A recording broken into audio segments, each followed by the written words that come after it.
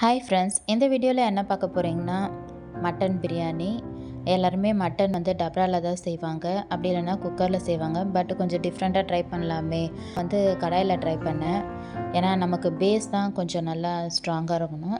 So கடாய் நல்லா திக்காக இருக்கிறதுனால நான் இந்த கடாயிலேயே செஞ்சேன். டேஸ்ட் ரொம்பவே நல்லா வந்திருந்தது. இதில் இருக்க மட்டன் பீசஸ் எல்லாமே ஆல்ரெடி குக்கரில் மசாலா போட்டு வேக வச்சு தான் எடுத்து செஞ்சேன். நானும் என்னோடய கிட்டும் இப்போ பிரியாணி போட்டு சாப்பிட போகிறோம். ரொம்பவே டேஸ்ட்டு சூப்பராக இருந்தது. பிரியாணிக்கு சைட் டிஷ்ஷாக சிக்கன் 65 எதுவும் செய்யல, ஆனியன் ரைத்தா வரைக்கும் செஞ்சு அதை வச்சு நாங்கள் 2 பேரும் சாப்பிட்டோம்.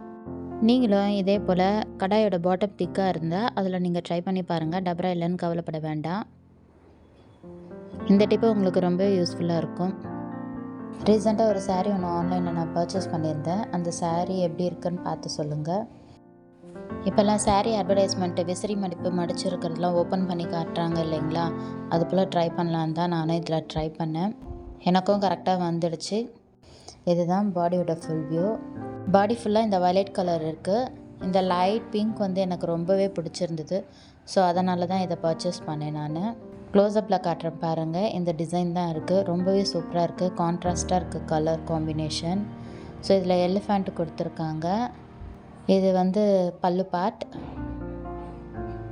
ஃபுல்லாகவே செல்ஃப் டிசைன் இருக்குது. ப்ளவுஸும் நல்லா இந்த மாதிரி செல்ஃப் டிசைன் கொடுத்து தான் இருக்காங்க. ப்ராக்கெட் ப்ளவுஸ்ன்னு சொல்லுவாங்க இல்லைங்களா, அதுதான். ரொம்பவே சூப்பராக இருக்குது இந்த காம்பினேஷன். அவ்வளோதான் ஃப்ரெண்ட்ஸ். இந்த வ்ளாக் உங்களுக்கு பிடிச்சிருந்தா மறக்காமல் இந்த சேனலை சப்ஸ்கிரைப் பண்ணுங்கள். தேங்க்ஸ் ஃபார் வாட்சிங்.